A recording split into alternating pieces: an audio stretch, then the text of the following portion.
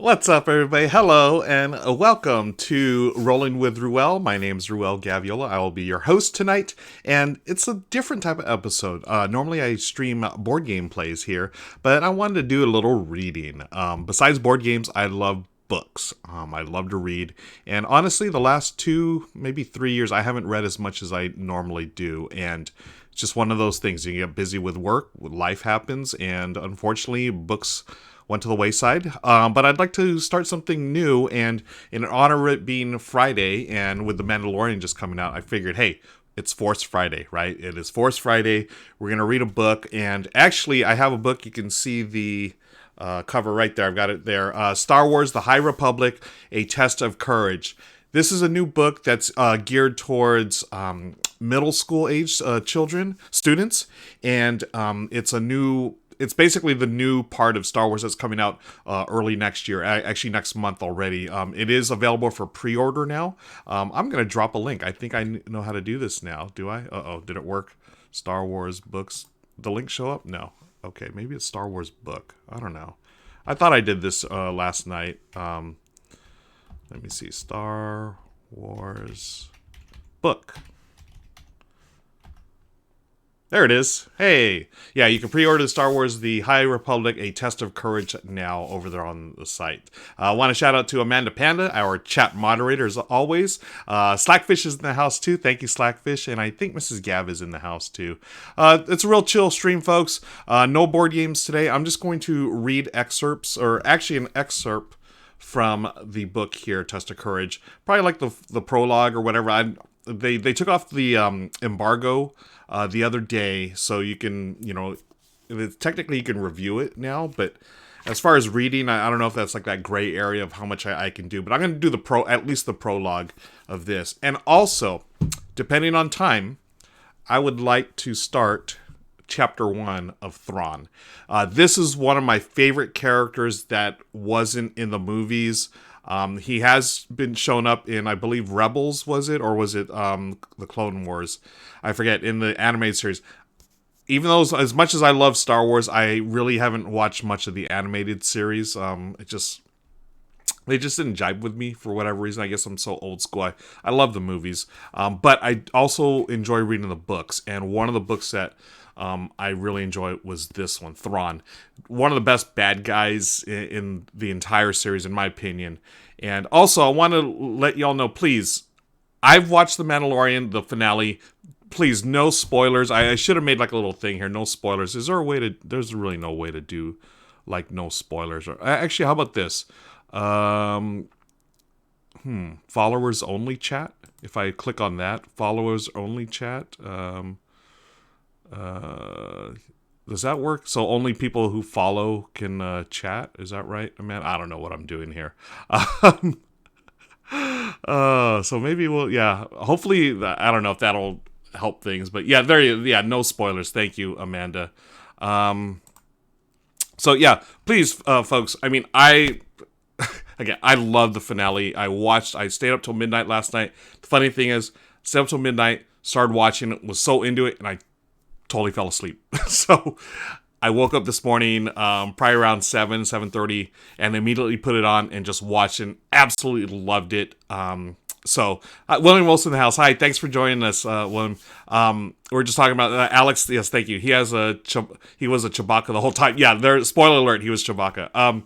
We're just talking about Mandalorian. Please don't spoil it, folks, for those of you who haven't watched it. I've watched it. So I watched it first at midnight last night, fell asleep, unfortunately. Woke up this morning. Before I jumped on the internet, I threw it on, finished it out, absolutely loved it. And then I go to the internet. The first thing I check on Twitter, sure enough, I'm like, it's a spoiler. I mean, there was a certain thing trending on Twitter. I'm like, it's totally spoiled. So yeah, folks, please, yes, thank you. No spoilers. Did someone just spoil? Oh, okay, the Bad Hammer. Amanda will be banning liberally tonight. So watch the last 2 episodes before work today. So mouth. Thank you, William Wolf. Yeah, what up, fam? Toro's in the house. Thank you, Victor. So yeah, just trying something a little different tonight. Amanda's going to be streaming, I believe, at 6 p.m., Amanda. Is that correct? So we'll hang out here. I'm going to read from Star Wars, the High Republic, A Test of Courage. This is the new part of Star Wars. It takes place I think 200 years before the prequels. So this is like before the Old Republic. I mean, this is the High Republic. It's a new world. They've got a bunch of books and graphic novels coming out, comics. This one is geared towards the middle school crowd. So, I mean, it doesn't have pictures. It's not like Diary of a Wimpy Kid style, but it's definitely, more towards middle school age. But I'm going to be reading part of that, at least the prologue. And then I will be reading the beginning of Thrawn. This has been out for years now. Now, actually, Thrawn, so I was first introduced, actually, everyone was first introduced to Thrawn in the, what series is that? Timothy Zahn had written a series, The Last Command, right? Or was The Last Command? I forget the name of the series, but it was basically a trilogy of books that took place after Return of the Jedi. And honestly, if I was Disney, I don't know why they didn't just go with that. But I mean, well, actually, I get it. Because Han, Leia, Luke, all the actors had aged, and the way that first trilogy of books happened, they were still relatively young. So I guess that's why they didn't. But they could have taken elements of it. I totally feel like they could have taken elements of it because that trilogy of books was fantastic. So when Disney bought Lucasfilm, they bought all the books as well. All that stuff that I loved became legends. So they're non-canon now, right? But again, Thrawn is too good of a character, so they went back, asked Timothy Zahn, hey, could you write a new book for Thrawn? And he's written, this was a trilogy, there's a new trilogy that's out. If you're into reading, and if you're into Star Wars, I mean, it's pretty much a no-brainer. It's awesome. But he has shown up, I know there's more diehard Star Wars fans here than I am. I believe Thrawn's shown up in Rebels, right? And I don't know if it was in Clone Wars, I'm not really sure. Bram Beard Gaming, thank you for joining us. If you're not fully up with the Star Wars universe, could you still follow The Mandalorian? Yes. I think The Mandalorian, the first season, is definitely something you could follow. I feel like they did a little more fan service in the second season, especially towards the end, but I mean, I loved it. I love the first... Okay, so here's the thing. I'm of two minds of this. I love the first season because they took elements of Star Wars, but they created this new world where you didn't have to know anything about Star Wars. You could just appreciate for what it was. And what it was, Jon Favreau and Dave Filoni went back to the source material of Star Wars. So Star Wars, it was, Lucas was really influenced by samurai movies, by Kurosawa.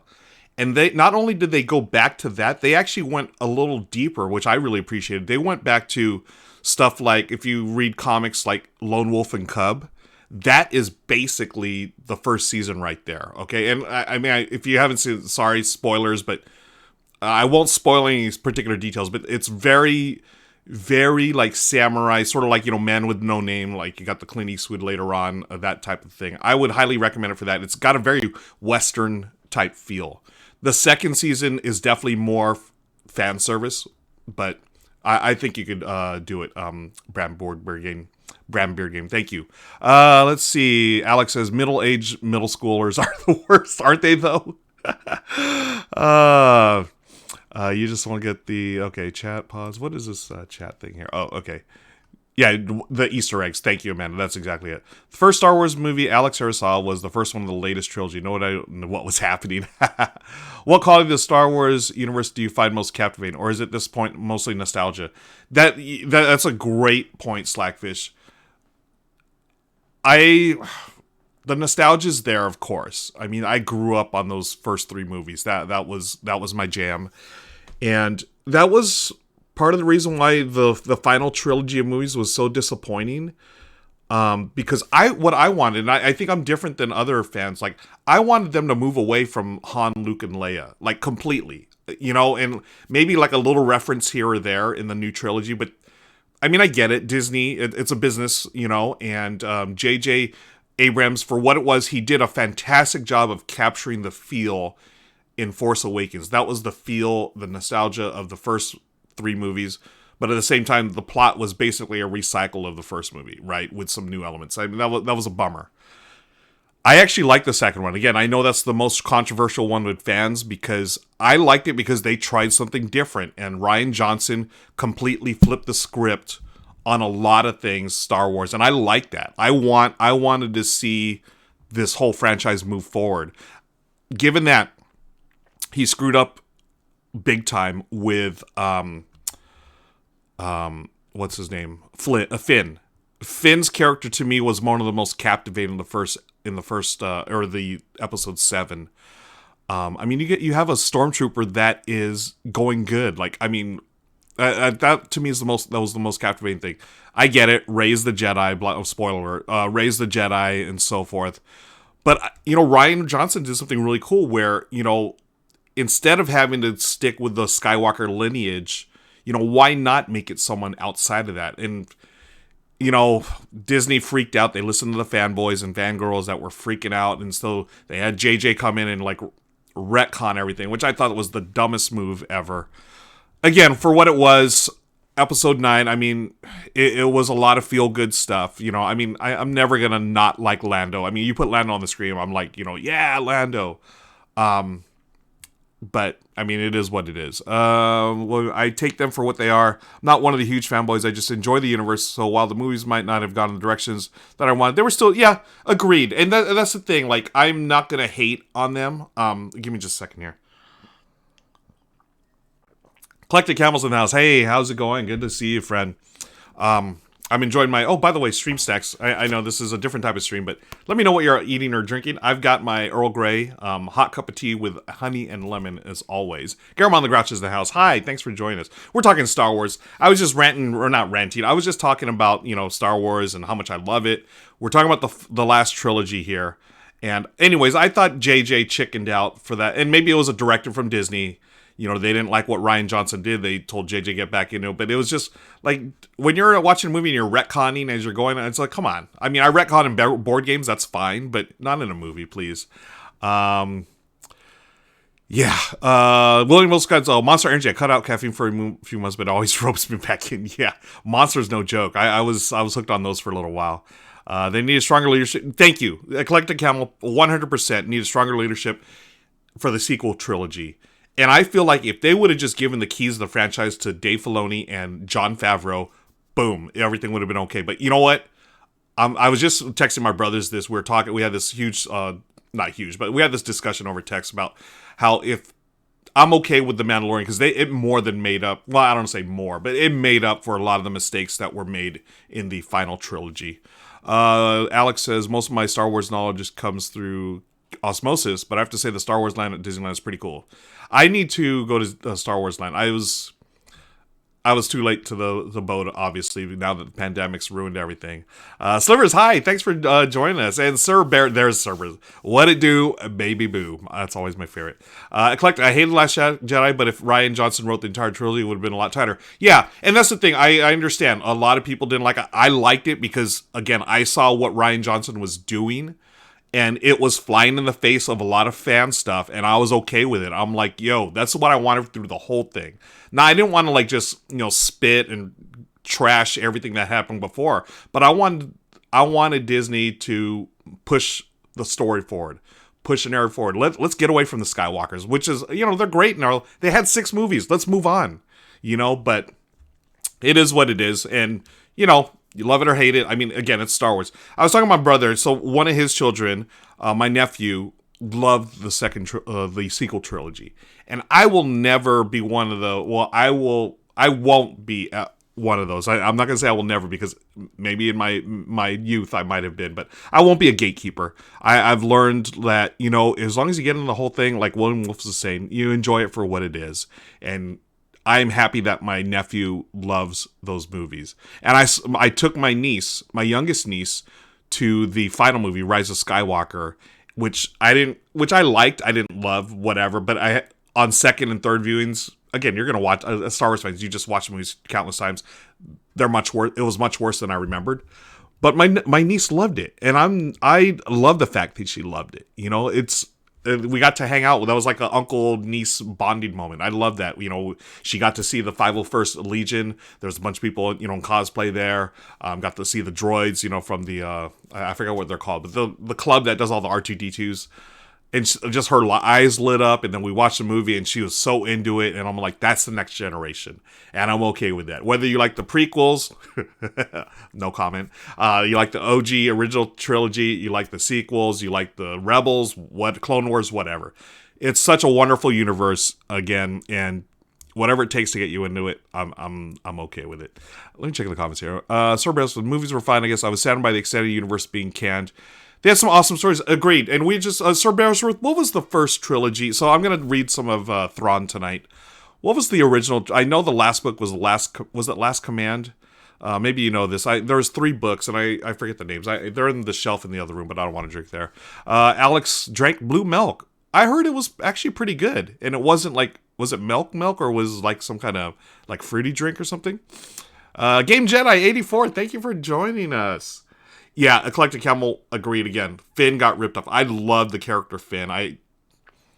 It frustrates me because they basically kneecapped him in the second movie, and they tried to bring him back in the third. And by then it was like it just seemed so forced, forced, right?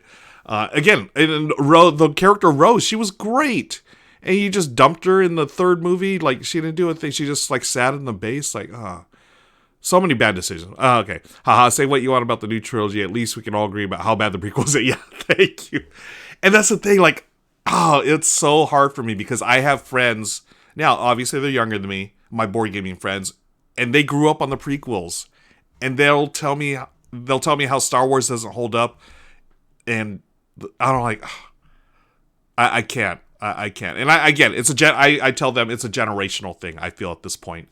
Like you watch a movie from 1977, compare it to something that was 1999 for the prequels or whatever year it was. The technology was amazing, even though I didn't like the CGI in the prequels. I thought it was just not, it wasn't where it is now. But I understand the pacing of 1977 movie. Again, you're coming from that era of like just coming out of Godfather and Bonnie and Clyde, those late 60s, early 70s movies, and you're making your way into the blockbuster era, Jaws and then Star Wars. I mean, you still have that overlap of the pacing's a lot slower. It's not a bunch of quick jumps, quick edits. And it's crazy because you watch Star Wars, your lead character, Luke Skywalker, doesn't show up till like a half hour into the movie. So I like that feeling of world building, right? You have C-3PO, you have the Rebels, you have Darth Vader, then, Princess Leia, then all of a sudden they crash, the droids go to the planet, and lo and behold, here's Luke, and then the movie kicks into gear, So I think it's interesting, now that I'm talking my way through this, the pacing is a lot different in those old movies, and, maybe that's a generational thing. I don't know. Are you talking about the Thrawn? Yeah, Game Jedi, the Thrawn trilogy. So not this one, but the original one that was no longer canon. It's now under the Legends title. It was like the third book was The Last Command. Heir to the Empire. I just came Heir to the Empire. That was the original trilogy where Thrawn was introduced. This series is now canon, and this just focuses on Thrawn. And what I love about it, we're going to read it, by the way, folks. We're going to read chapter 1 of this, hopefully, tonight. I'm just blabbing on here. Star Wars the High Republic, which you see there. So it's got this really cool mix of, like, politics and, the Empire and this guy, Thrawn. We'll get into it. I absolutely love it. It's one of my favorite characters of Star Wars. William, I'm just going to hang out here. We'll just chat. Thoughts on the Patty Jenkins Rogue Squadron movie news? Personally, I do enjoy the movies, shows, games that are in the universe, but less Jedi, folks. Agreed. I was fired up to see that, too. And I love the little trailer that they did for it, how her ties into how her dad was in the military and so forth. I think that's what I really liked about The Mandalorian. Bram Beard had asked about it earlier, how if someone that wasn't hardcore Star Wars, would they enjoy The Mandalorian? And I said the first season, yes, because I feel like that's just a Western, a sci-fi Western. Second season has a little more fan service. So I think definitely the first season, but by the time you get through the first season, I think you still enjoy the second because the story arc continues there. But yeah, I do enjoy, just like Rogue One, I enjoy that whole thing where, yeah, the Force, is there, but it's not Jedi centric. So there's definitely something that I do enjoy about that as well, William Wolf. Yeah, Rogue One as a heist movie was great. Yeah, and hey, here's another one, Solo. I think Solo was just fine. That one got ripped. I loved it. I thought it was a fun. It felt like a popcorn movie. Hey, speaking of popcorn, what are y'all eating and drinking for your stream snacks? It was a popcorn movie, right? You go and it's just, you enjoy it for what it is. It's entertaining. It had some fan service and it was fun. It wasn't deep. There wasn't anything Force-ish about it. So yeah, I had a good time. And I watched it a couple of times. I liked it. Now, I feel like, I don't know, Disney, I remember they I don't know if they rushed it, because instead of doing the traditional Christmas release, they bumped it up to May, which I thought was a mistake. It was like almost too much Star Wars. They had the one in Last Jedi, and then they bumped up Solo to May. And I think it was, they panicked because people were divided on Last Jedi, so whatever. Yeah, Solo missed a lot of opportunities. Otherwise, it's okay. Yeah, there was opportunities missed. I don't deny that for sure. They fired the directors, right, and then brought Ron Howard in to, fix the mess. But for what it is, I think it's a perfectly fine, just popcorn movie, enjoying it. So, Panda had sushi and a cupcake. That's a great combo. I love it, folks. I'm going to read. Just give me a second here. Get my voice ready here. What I'm reading tonight, I'm going to read the prologue, maybe chapter 1, we'll see, of Star Wars The High Republic, A Test of Courage. This is now on pre-order. Hey, I'm going to do that little trick where I go Star Wars book, and boom!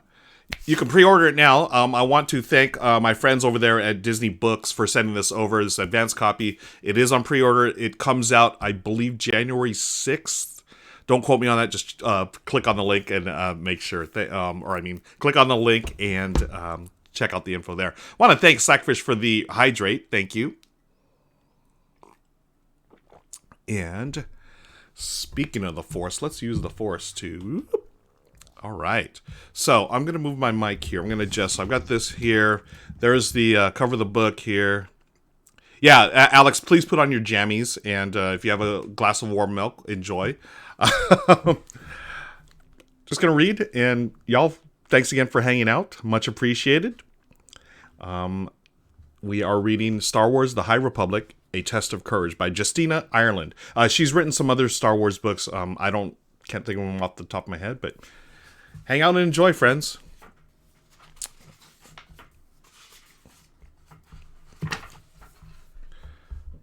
All right, so that looks okay. All right. Star Wars The High Republic. The galaxy is at peace, ruled by the glorious Republic and protected by the noble and wise Jedi Knights. As a symbol of all that is good, the Republic is about to launch Starlight Beacon into the far reaches of the Outer Rim. This new space station will serve as a ray of hope for all to see. But just as a magnificent renaissance spreads throughout the Republic, so does a frightening new adversary. Now, the Guardians of Peace and Justice must face a threat to themselves, the galaxy, and the Force itself.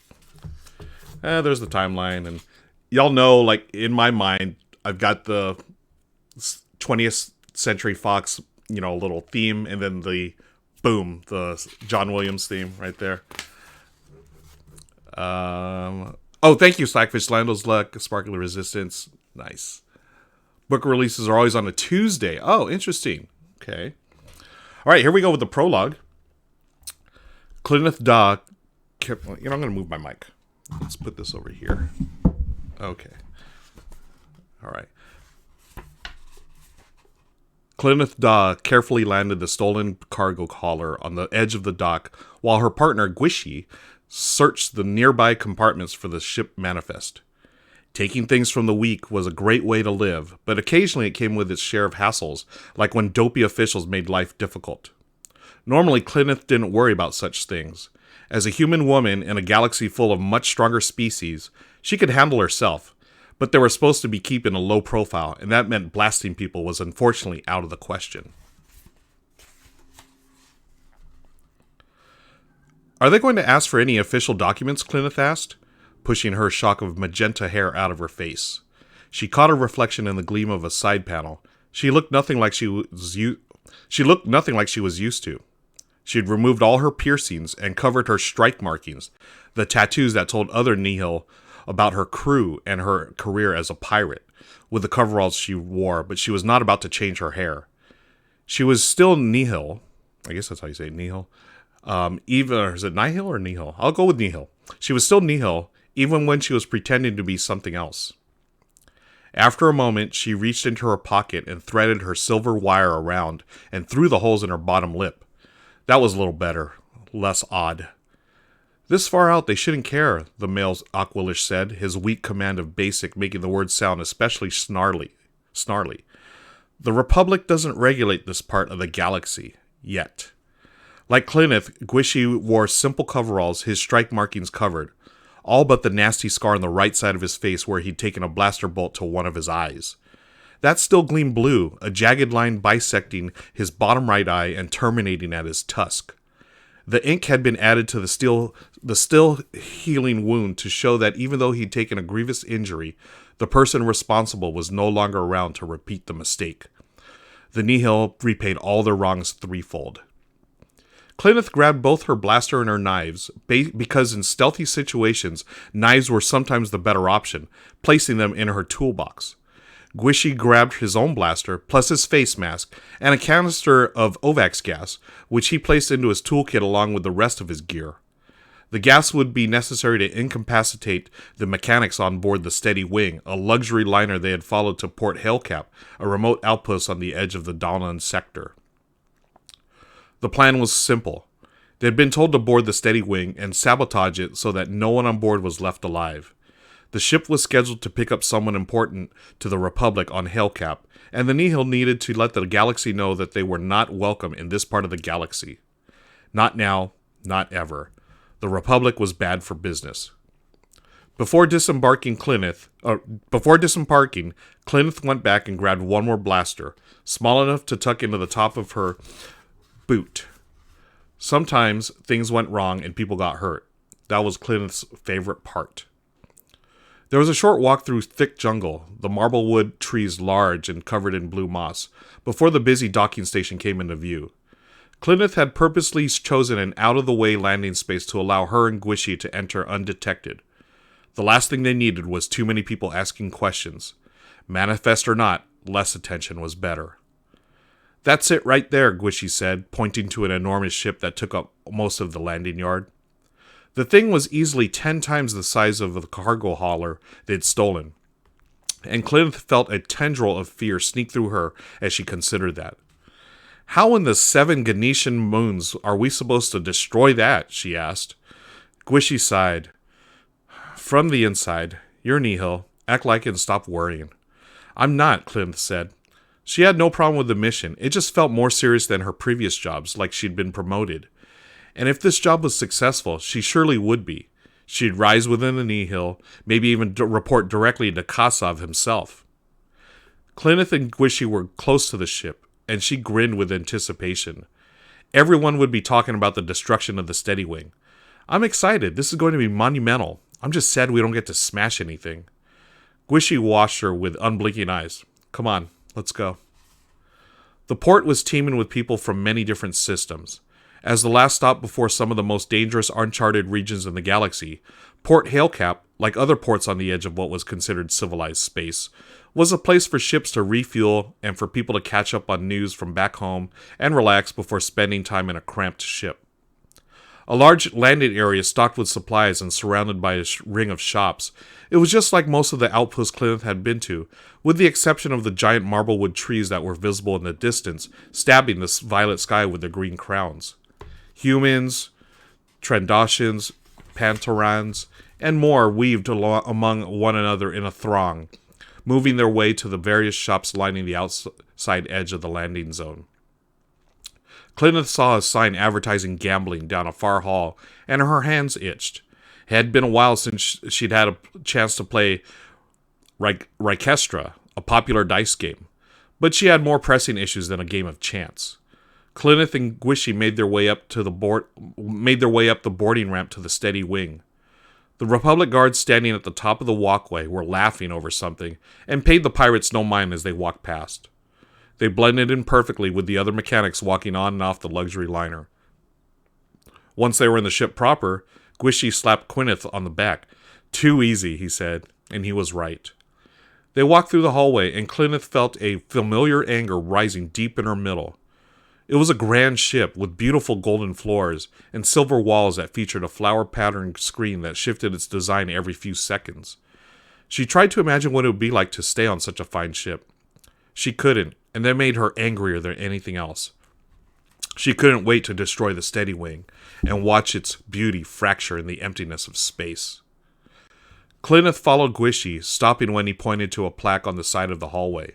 The ship was so large that there were maps every few meters to show how to get to different areas. "That's where I'm headed," Gwishy pointed to a blank spot before patting the heavy toolkit he carried.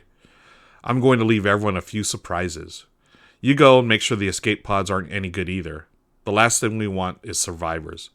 This should be a disaster that will make the Legacy run look like a day at the fair." Before Clyneth could respond, Gwishy turned and started off down the hallway, leaving her to figure out where the escape pods were held. After a few moments puzzling out the map, she wasn't the best reader and the map seemed purposely confusing. She figured out they were on another deck. When Clyneth arrived where the escape pods were, she discovered she wasn't the only one there. A maintenance droid buzzed around the bay. At her entrance, the droid stopped. "Are you here to sign off on the pods?" the droid asked. It was a little box of a thing with several arms sticking out at every angle. "Yes, but we need to upgrade them. Take out the comms and nav systems." The droid rolled forward and back as it processed her command. "I have no such instructions. I must update my feeds to receive new instructions." There was a large, heavy hydrospanner on the wall, and Clyneth lifted it in her hands, testing the weight. "Oh, I have your updates right here." She slammed the heavy tool into the top of the droid again and again until the droid was little more than random metal parts. Clyneth smiled at the destruction all around her. She'd gotten to smash something after all. Okay, so that's the prologue to Star Wars: The High Republic: A Test of Courage. Nice little entry point there into the story. I'm looking forward to continuing. Got your updates right here, right? Thank you, Buccaneers, for joining us. I like that.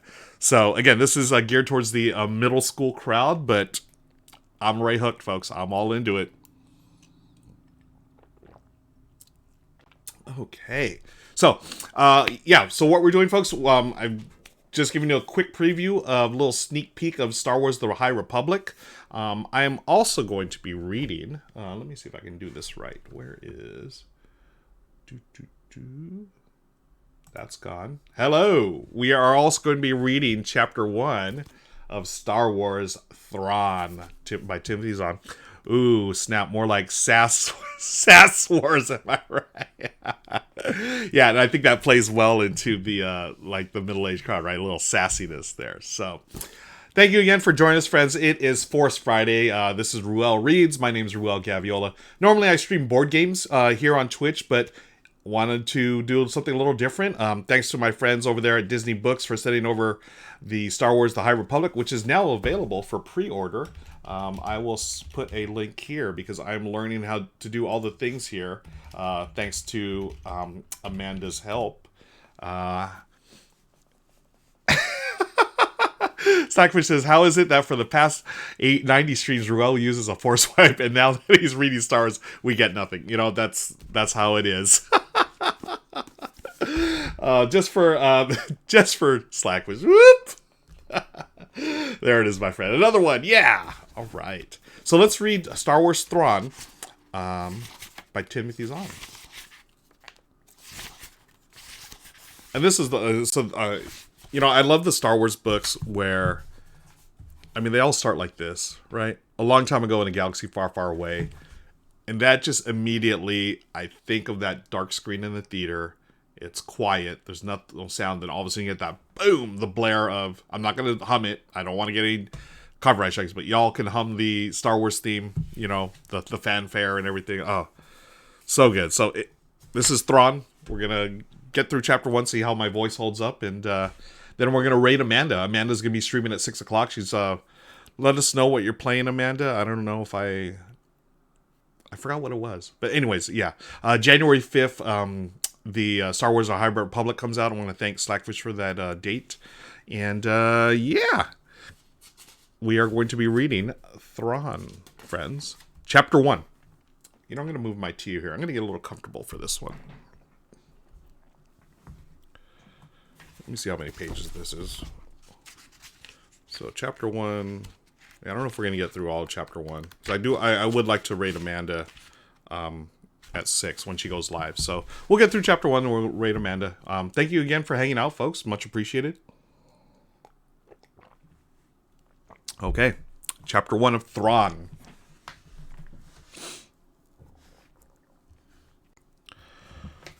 All beings begin their lives with hopes and aspirations.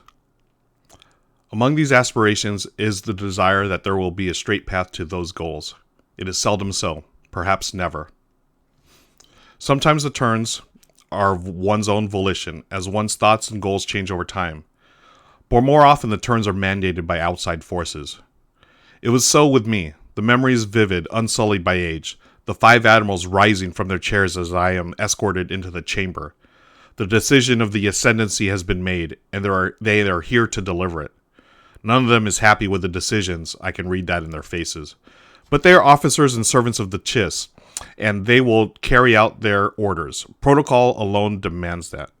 And folks, let me know if I'm pronouncing. It's been a while since I've read this. Let me know if I've got the pronunciations correct. It is Chiss, or is it the CH like a K? Kiss. I forget. Again, I didn't watch Rebels and all that. So again, if you are in chat, let me know pronunciation-wise. Thank you. Okay, protocol demands that. The word is as I expected. Exile. The planet has already been chosen. The aristocrat will assemble the equipment necessary to ensure that solitude does not quickly become death from predators or the elements. I am led away. Once again, my path has turned. Where it will lead, I cannot say.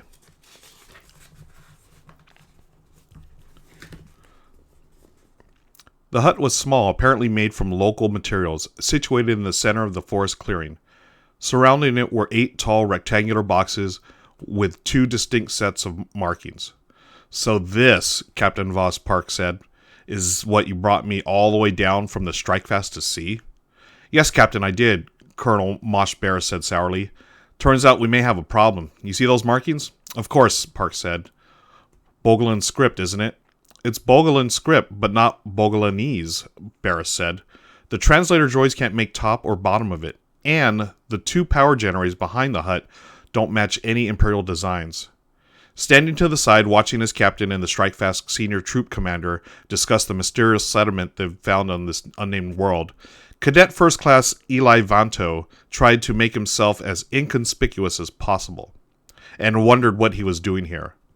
None of the other 10 Myanmar Academy cadets had been ordered down with Park's shuttle. Eli didn't have any particular expertise in unknown artifacts or tech. It wasn't like he needed planet-side experience anyway. He was on track to become a supply officer.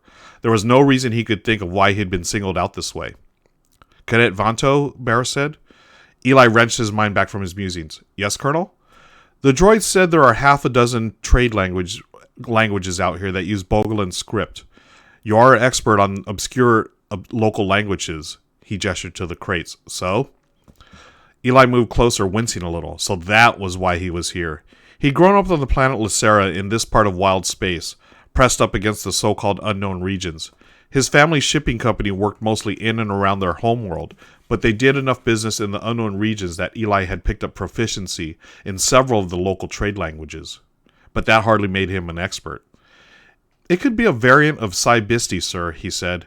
Some of the words are familiar, and the syntax is right, but it's not standard. Barris snorted. Hard to imagine a standard for a language so obscure that even the droids don't bother with it. Eli held his tongue. Sai-Bisti was actually a perfectly well-defined and eminently useful language. It was the people who still used it, and the worlds they lived on that were obscure. You said you can read some of it, Park prompted? Yes, sir, Eli said. It seems to be mostly tracking information and the name of the company that supplied the contents. Also a short bit proclaiming the grandeur and honor of that company. What, they engrave promotionals right on their shipping crates? Barris asked. Yes, sir. A lot of small businesses out here do that. You don't recognize the business name, I assume? Park asked. No, sir. I believe it's Red Bipe or Redder Bipe, possibly the owner's name. Park nodded. We can see if there's anything on our records. What about the second script? Sorry, sir. I've never seen it before. Terrific, Barris muttered. So whether it's a smuggler base or the survival camp from a shipwreck, it still comes under UA protocols. Eli winced. The unknown alien protocols were a relic from the glory days of the Republic, when a new species was being discovered every other week and the Senate wanted every one of them contacted and studied. The modern Imperial Navy had no business handling such chores, and even less interest in doing so, and the High Command had repeatedly said no. Rumor at the Academy was that Emperor Palpatine was working to revoke the protocols. For the moment, they were still standard orders, and far too many of the senators supported them. Which was going to put a crimp in the strike-fast schedule. The ship's officers and crew weren't exactly thrilled at having a bunch of cadets underfoot anyway, and Eli could tell they were looking forward to dumping them back on Myanmar. This was going to delay that happy send-off for at least a couple of days. Agreed, Park said. Very well. Have your troops make themselves comfortable while I have a tech analyst team sent down. Keep an eye out in case your smuggler or castaway comes back. Yes, sir, Barris's comlink signaled, and the colonel pulled it out. Barris, this is Major Wyan at the crash site, Colonel, a taut voice came. Sorry to interrupt, but I think you'd better come see this. Eli frowned. He hadn't heard anything about a crash. There was a crash, sir? He asked. One of the V-Wing starfighters went down, Park said, nodding across the clearing where distant lights could be seen flickering through the tendrils of evening mist wafting through the trees. Eli nodded silently. He'd noticed the lights earlier, but had assumed they were just more of Barris's survey team. I'll be right there, Barris said. With your permission, Captain?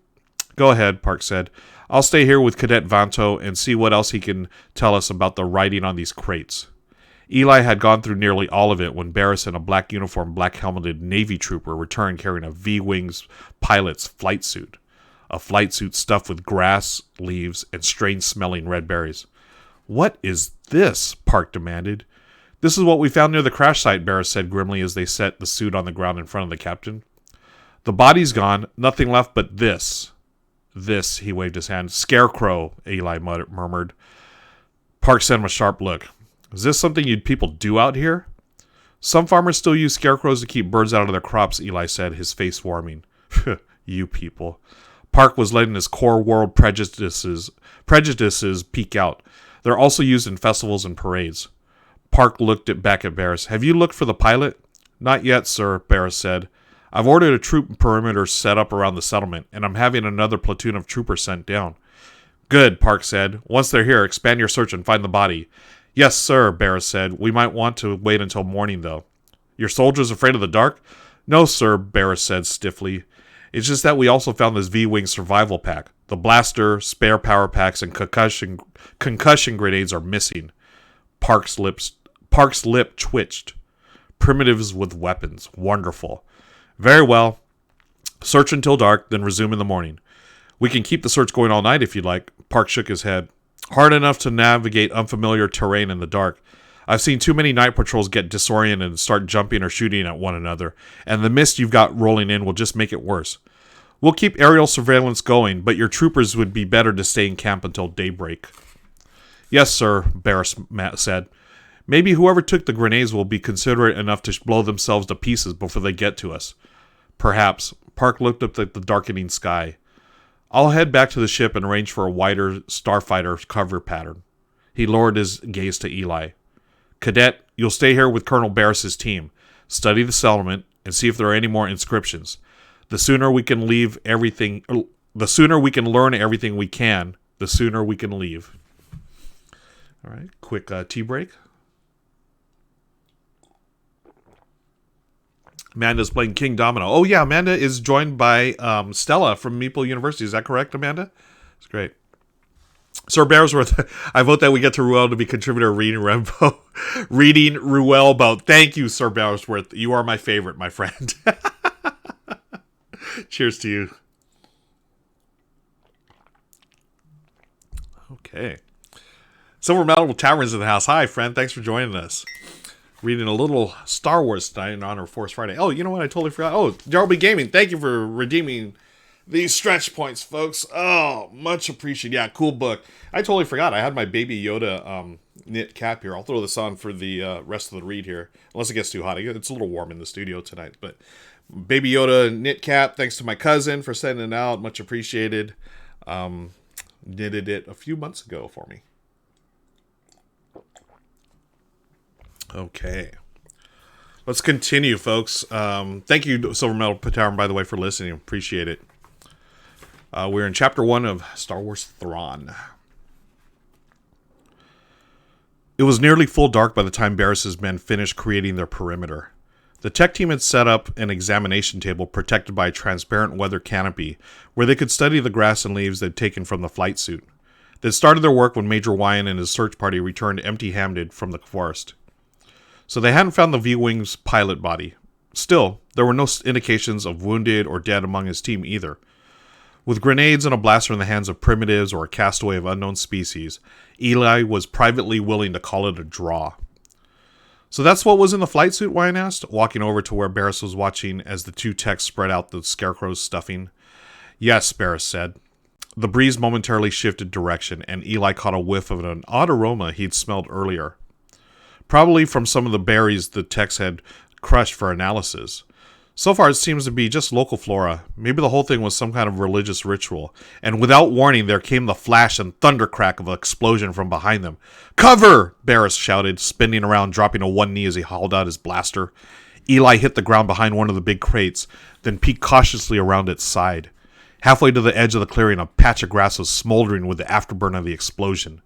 Beyond it, Navy troopers were running toward the closest part of the sentry line, blasters drawn and ready. Someone flicked on a searchlight, the brilliant glow sweeping across the forest and lighting up the mist flowing between the trees. Eli followed the spot of the light with his eyes, searching for a glimpse of the enemy who was attacking them. And instead watched as Barris was slammed flat on his face by a second explosion. "Colonel!" Wyatt shouted. "I'm all right," Barris shouted back. Behind him, the collection of grasses and leaves on the examination table was burning brilliantly, the table itself canted half over by the blast. On the table's far side, the two techs were shakily getting back up onto hands and knees. Swearing under his breath, Eli stayed flat on the ground, bracing himself for the inevitable third explosion. The inevitable failed to happen. One by one, he heard the perimeter troops check in with Barris, confirming the defenses were secure. Wyan conducted a search of the first 20 meters out of the forest outside of the clearing and reported that the unknown attackers had fled. Though considering that no one had apparently seen anything in the first place, the fact that they didn't know now didn't strike Eli as being very comforting. The explosions themselves were equally mysterious. They definitely weren't concussion grenades, Wyan said. Not nearly powerful enough. Our best guess is that they were blaster power packs with the sturm dials pulled out. That doesn't sound like something savages would be able to figure out, Eli said, frowning. Very well deduced, Cadet, Wyan said sarcastically. Colonel Barris thinks our castaways come back. He gestured to the hut. I didn't call you over here to get your opinion on our tactical situation. I called you to see if you'd found anything in the hut or storage crates that would give us hint as to his appearances or tech level. Not really, sir, Eli said. From the shape of the bed and design of the eating utensils, he's probably humanoid, but there's really nothing more. What about the power generators? He has to have some tech skill to work those, doesn't he? Not necessarily, Eli said. They're mostly automated. Wyan scowled into the night. So why the attack? And why such a puny one? If he's smart enough to figure out sturm dials, he's smart enough to pop a grenade. Maybe he's trying to scare us away without wrecking his home, Eli offered. Wyan gave him a sharp look, perhaps preparing to repeat his warning not to offer military advice. But he didn't. Perhaps he was remembering that Eli had experience in this unimportant part of the galaxy. And how did he get into the camp? There was a small scratching sound near Eli's feet. He started, but it was only some small ground creature scurrying through the grass. Maybe he lobbed the blaster packs in with a catapult or something. Wyan raised his eyebrows. Through the weather canopy? Eli winced as he looked over the still smoldering mass of burned grass. No, of course not. A lobbed-in explosive would have bounced off the canopy and never made it to the table. Stupid of him. I guess not, sir. You guess not, sir, Wyatt echoed sarcastically. Thank you, cadet. Get back to your work, and this time find us something useful. Yes, sir. Major, Barris said, striding across the clearing. Sir, Wyatt said, turning to face him. Captain's setting some V-wings for a grid search, the colonel said. The colonel told him. In the meantime, take a squad and set up some floodlights at the perimeter. I want the forest rim lit up like the inside of a spark module. Then fine mesh the hemisphere sensor screen. I don't want any more explosives getting through without us at least knowing where they're coming from. Wyann's reply was lost in a sudden roar as a pair of V-wings shot past at treetop level. What? Barris asked. I was reminding the colonel that there are a lot of birds flying around, Wyan repeated. Small ground animals, too. I nearly twisted my ankle stepping on one a minute ago. If we fine mesh the screen too fat, we'll have alarms triggering all night. Fine, forget the fine meshing, Barris said. Just get those lights. And suddenly, directly ahead, the nearest trees were silhouetted by a fireball erupting somewhere in the distance. What the... V-wing crash, Barris snapped, keying his comlink. Rescue team to the transport, now! Okay, another quick break. Hate Baby Panda. Should we still call him Baby Yoda, though? He has a name. Grogu, right? Grogu? Yeah, not really a fan of it.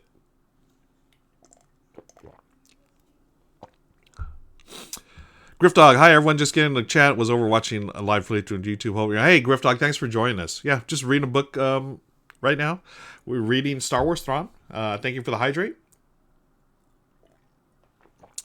Gonna hang out and gonna get through this chapter. I think we'll finish. I don't think we'll finish it right at 6, but we will raid Amanda. Amanda's starting at 6, and we'll raid her afterwards because she's playing King Domino with Stella.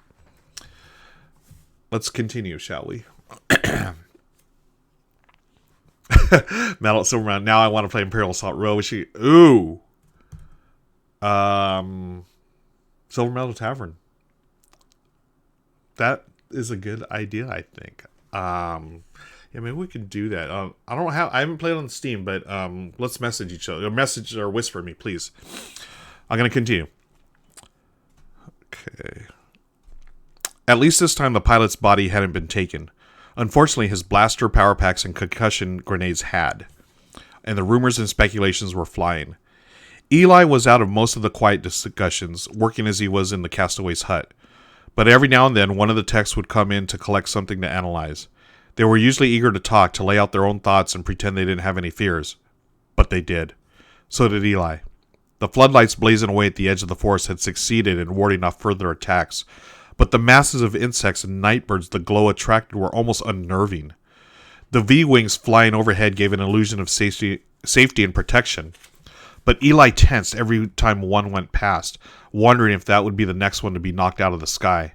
And on top of it all was the why. Why was this happening? Was someone trying to scare the Imperials away? Or was the attacker trying to pin them down or run them in circles? Or, worst of all, was this some kind of macabre game? And was the grass-filled flight suit a feint, a distraction, or just some native ritual? That one at least received an answer. About midnight, after a calm consultation with Captain Park, Barris ordered the stuffed flight suit to be thoroughly examined. Only then did they discover that the helmet's comlink was missing. Clever little snakes, Barris growled as Eli edged closer to the conversation. What about that one? The comlink's still here, Wyan confirmed, peering into the second down pilot's helmet. They must not have had time to remove it. Or just didn't bother, Barris said. Because they could already eavesdrop on our communications? Exactly, Barris said. Well, that ends now. Call the strike fast and have them shut down that circuit. Yes, sir. Barris shifted his glare to Eli. You have something to add, Cadet, or were you just doing a little eavesdropping of your own? Yes, sir, Eli said. I mean, no, sir. I wanted to report that I found a couple of coins between the inner and outer shells of one of the crates that date to the beginning of the Clone Wars. So it looks like our castaway's been here at least that long. Hold on, Barris said. Coins? A lot of shippers out here put freshly minted low-value coins in with their crates, Eli explained. It's a good luck thing, as well as a way to make sure the dates on the manifest don't get altered. They take them out and put in new ones whenever that crate comes back to them. So assuming the castaway got the crates new, it means he's been here for several years, Wine said thoughtfully. Might explain some of his behavior. Not to me it doesn't, Barris said. If all he wants is a ride back to civilization, why doesn't he just walk out of the forest and ask? Maybe he was on the run when he crashed, Wine suggested. Or maybe he came voluntarily and just wants us to go away. In which case he's going to be sadly disappointed, Barris said. All right, Cadet, keep looking. Do you want me to assign tech to help? There's not much room, sir. We'd probably just get in each other's way. Then get back to it, Barris said. Sooner or later, our friend's going to push his luck too far. When he does, we'll be ready. All right. Amanda's getting ready to stream. Beyond Dead 13, thank you for joining us. Yeah. Yeah, we'll see you on the stream, Amanda. Have a great stream. We'll see you in a few. I'm going to finish up this chapter and we'll join you. Thank you. So, yeah, we're almost done through chapter 1, folks. Got a few more pages here. Let's see. Chapter 1 goes to, I think, page 19. Yeah. So we're halfway through. So thank you again for joining me. Feel free to join Amanda's stream. But otherwise, we're going to continue with Star Wars Thrawn. Is this book new? Silver Meadow Tavern? No, this book has been out a few years.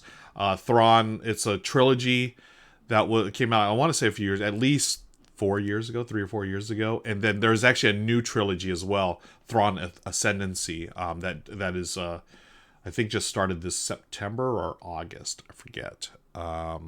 That's where tabs were made for. Thank you, Slackfish. Love your comment there. Okay, back to the book, back to Thrawn. So hopefully you're all enjoying this so far. They had 5 casualties among the Sentry Perimeter Navy troops that night. 3 of them were incapacitated at the hand of the unseen enemy, their chests or helmets slammed by concussion grenades. No one saw anything, either before the attacks or afterward. The other 2 casualties were accidentally shot by their own nervous comrades, who mistook them for intruders in the misty darkness. By the time dawn began to lighten the sky, Barris was back on the comlink to the strikefast. By the time the sun finished burning off the nighttime mist, 2 squads of stormtroopers had arrived. They consulted with Barris, then headed briskly into the forest, blaster rifles held ready across their chests. Personally, Eli doubted they would have any better luck finding the mysterious attacker than Barris's own troopers had. But he had to admit that the presence of the white-armored warriors brought a welcome boost to morale. Excuse me. Silver Metal Time, great question. Timeline.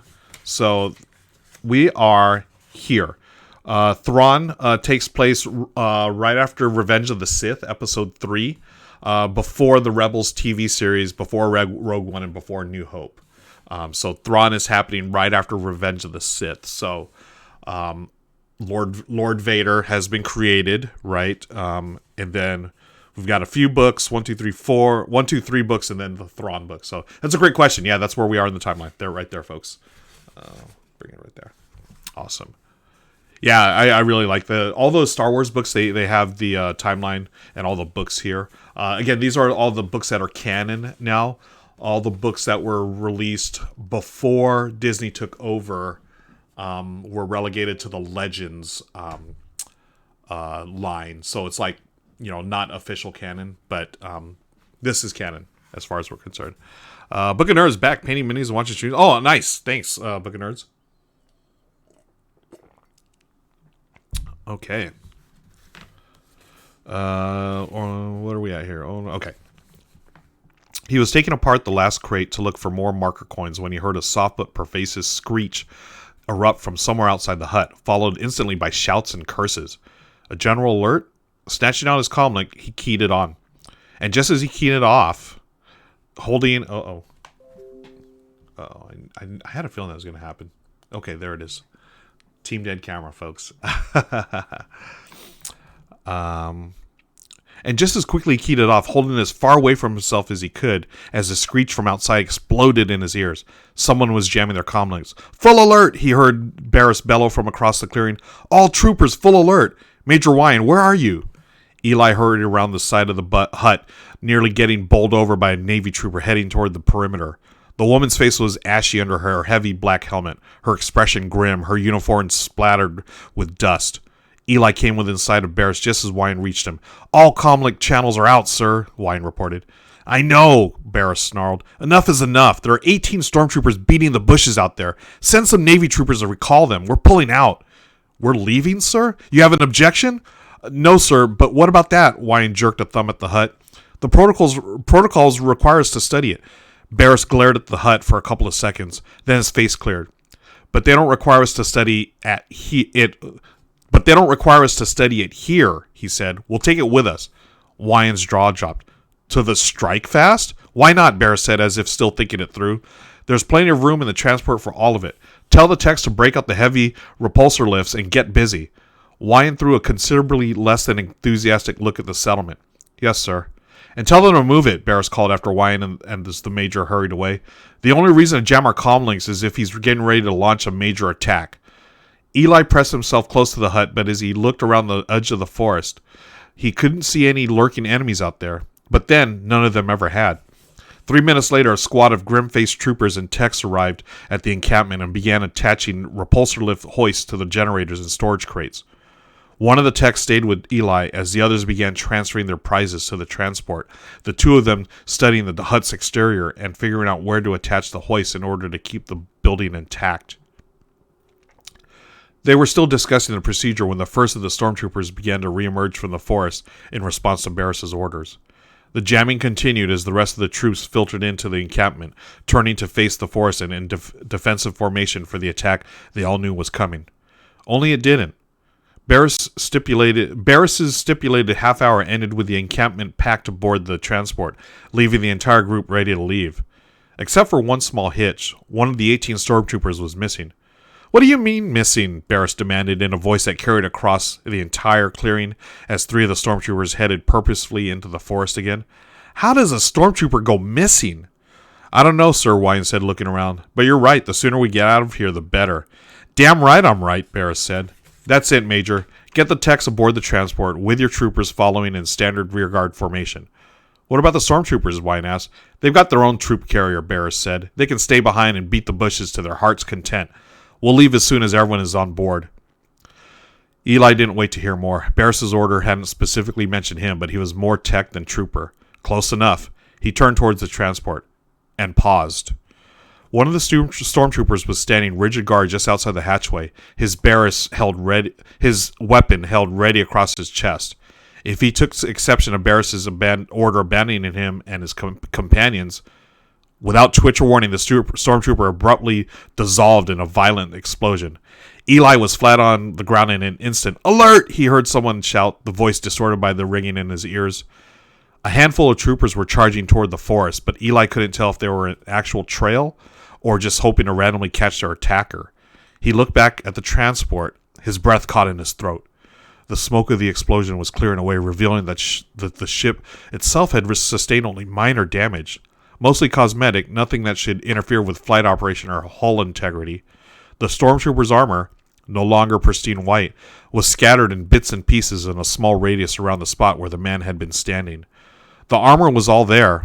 The body itself was gone. No, Eli heard himself mutter under his breath. It was impossible. A blast that caused so little damage to the ship behind it couldn't possibly have disintegrated a body so completely. Especially not without doing the same to the armor that had encased it. A movement to his left caught his eye. Emerging into the clearing were the 3 stormtroopers who'd gone to look for their missing comrade. They had indeed found him, or at least what was left of him.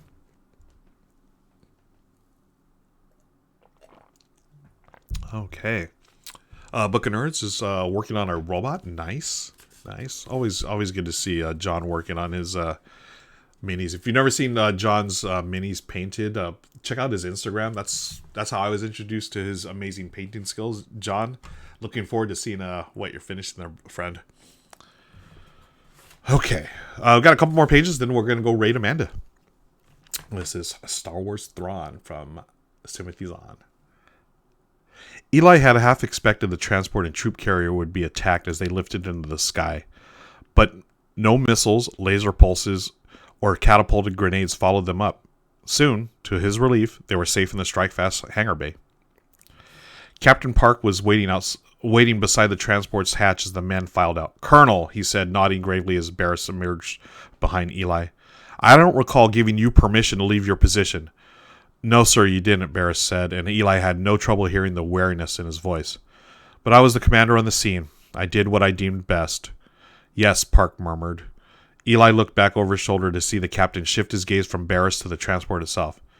I'm told you brought the alien settlement up with you. Yes, sir, Barris said.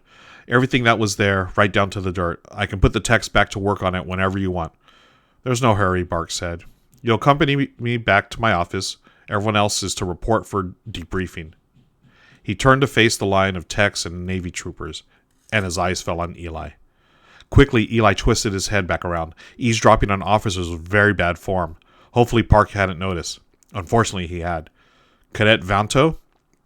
Bracing himself, Eli stopped and turned around. Yes, sir? You'll accompany me as well, Park said. Come. With Park in the lead, they left the hangar. But to Eli's surprise, they didn't go to the captain's office. Instead, Park led the way up to the hangar bay control tower, the lights of which had been inexplicably darkened.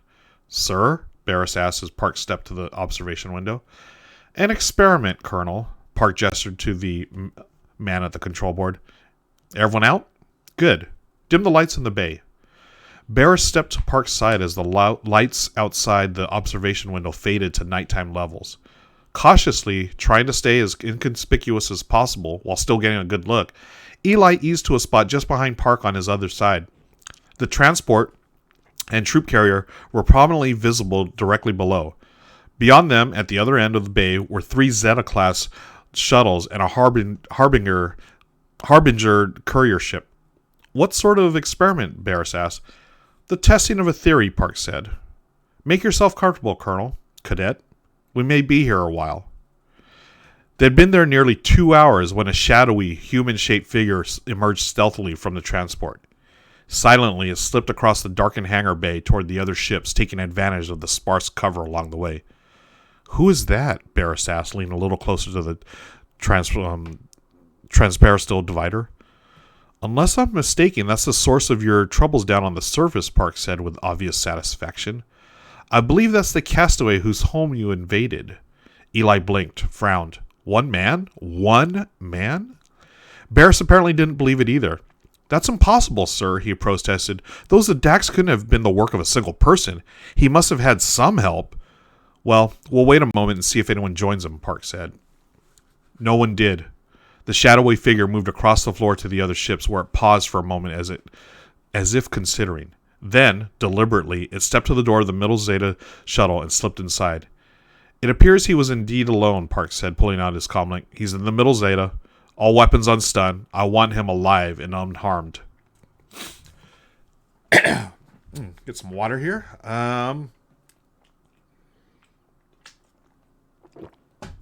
William Wolf is back. Thank you, Will, for hanging out. This week was insane, so I wasn't on Wednesday. I'll be on tonight. Oh, Everdell again. Nice. All right. That's another. Folks, follow Silver Metal Tavern. Amazing board game streams as well. Okay, going to get back to the book here. After all the trouble the castaway had created on the planet's surface, Eli had expected him to put up a terrific fight against his captors. To his surprise, he apparently surrendered to the stormtroopers without any resistance at all. Perhaps he was taken by surprise. More likely, he knew when resistance was futile. At least Eli understood now why Park wanted him along. The prisoner's cargo crates were labeled with a Cybisti variant. If he spoke the language itself, and if it was the only language he spoke, the Imperials would need a translator. Their group was halfway to the hatchway where Park, Barris, Eli, and their stormtrooper escort waited when the hangar bay lights came back up. The prisoner, as Eli had already noted, was of human shape and dimensions. But there the resemblance to normal humans ended. His skin was blue, his eyes a glowing red, and his hair a shimmering blue-black. Eli stiffened. Back on Lysatra, there were myths about beings like that. Proud, deadly warriors that the stories named Chiss. With an effort, he tore his eyes away from the face and his mind away from the old myths.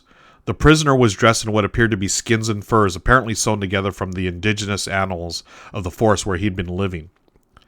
Even marching in the center of a rectangle of armed stormtroopers, he had an air of almost regal confidence about him.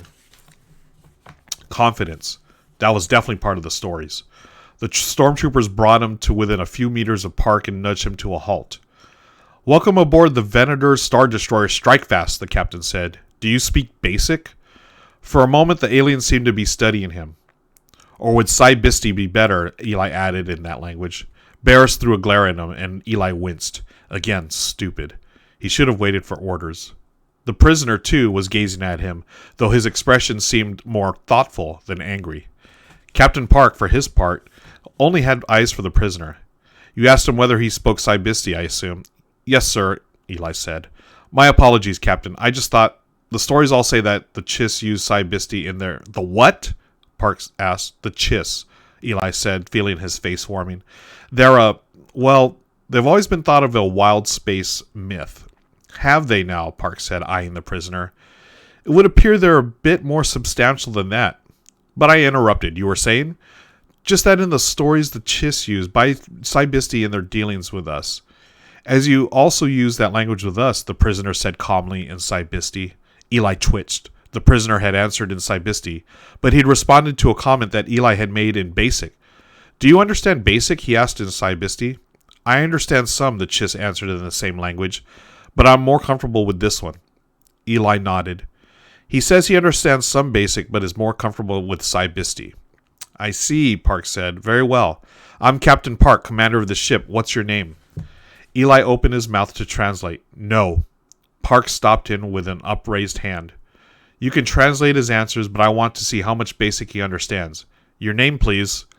For a moment, the Chiss was silent, his gaze drifting around the hangar bay. Not like a primitive overwhelmed by the size and magnificence of the place, Eli thought, but like another military man sizing up his enemy's strengths and weaknesses. "Mithra Rudo," he said, bringing his glowing eyes back to Park.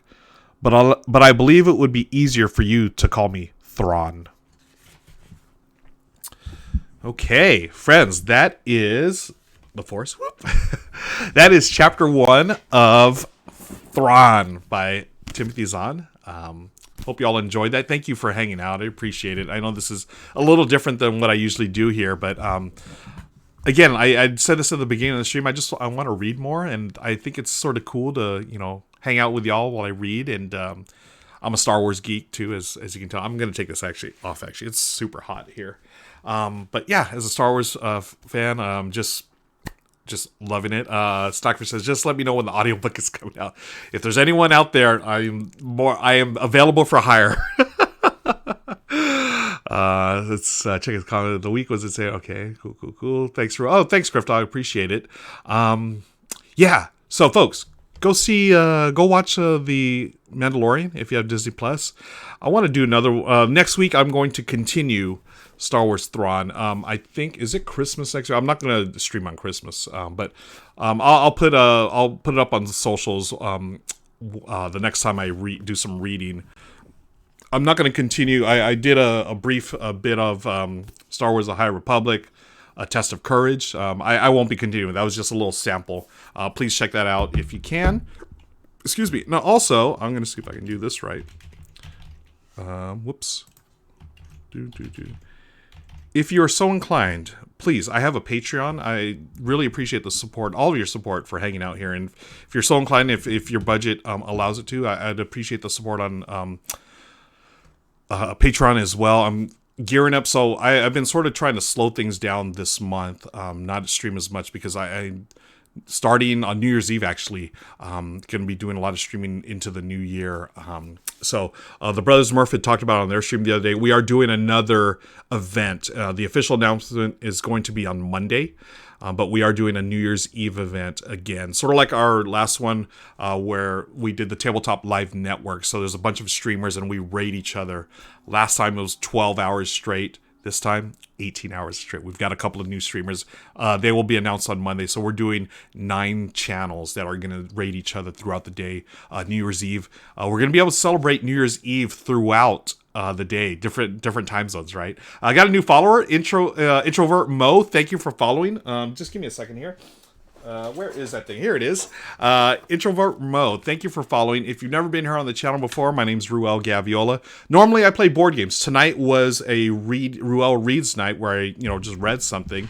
But whenever we have a new follower, we do analog alerts here. So this is Felicia the Follow Fish. Felicia comes by anytime we have a new follower, and then she leaves, her work is done. And as we all say together in chat, bye, Felicia.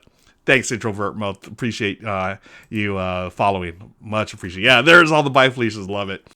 Thank you, Tommy Miller. Thank you so much. All the bye Felicias. That always cracks me up, friends.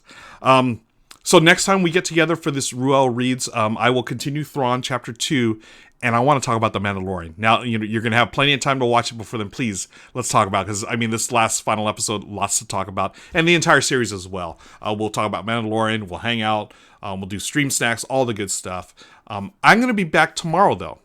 Tomorrow at 7 p.m., Michelle and I are doing another different type of stream. We're going to be doing another grub and game night. We're calling it Meeple Munchies. Michelle and I are going to sample a bunch of snacks, let you know how they are and what our opinions are and how they taste. And then we're going to play a game. Spoiler alert, we're going to play Sushi Roll, the Sushi Go dice game. But we're going to be sampling some cool little snacks. We may also be making one of those snacks tomorrow. So come back tomorrow at 7 p.m. Pacific, folks. It's going to be a lot of fun. Let's see. Tommy Miller says, with the Bye Felicia, has anyone sent you the game? There's a game called Bye Felicia? Really? I have not heard of that game, Tommy. Oh, wow. Silver Metal, I have to mute you now. LOL. I've never heard of that game. I would love to check it out. It's at Target? Really? Okay. Is it good? Is it any good? It sounds silly, but that's my jam, too. So tomorrow, 7 p.m. I'm also going to be, I'm doing another stream. Tomorrow, 11 a.m., I'll be hanging out with Kawaii Plays. They're doing a tabletop and tea time. They're going to be doing, they've done this really cool thing where they set up, do tea recommendations. They have a list of games and then suggested teas. I'm going to play games with them, drink tea. That's over at Kawaii Plays. Kawaii, Kawaii. JU for short for Julie, and then Plays. She's on Facebook and Instagram and Twitter, I believe. She is Geeky Board Gamer on Instagram, though. But okay, cool. Thanks, Stackfish. I'll check that out. Let me click on that link so it'll open up for later. So we're gonna raid Amanda now, folks. Stick around for the raid. Again, thank you so much for hanging out. I really appreciate it. Been really fun just hanging out, chilling, and reading a book. Read more. Reading is fundamental, right? And let me get the raid ready here. Where is that raid button? There it is. Okay. So that's it for now. Hang out for the raid. Thank you, folks. Be safe. And I'll see you tomorrow. All right? Join me and Michelle tomorrow. We're going to eat. It's almost like the Gaviola date night, right? But hang out. It's going to be fun. All right. Have a great night, everybody. Bye.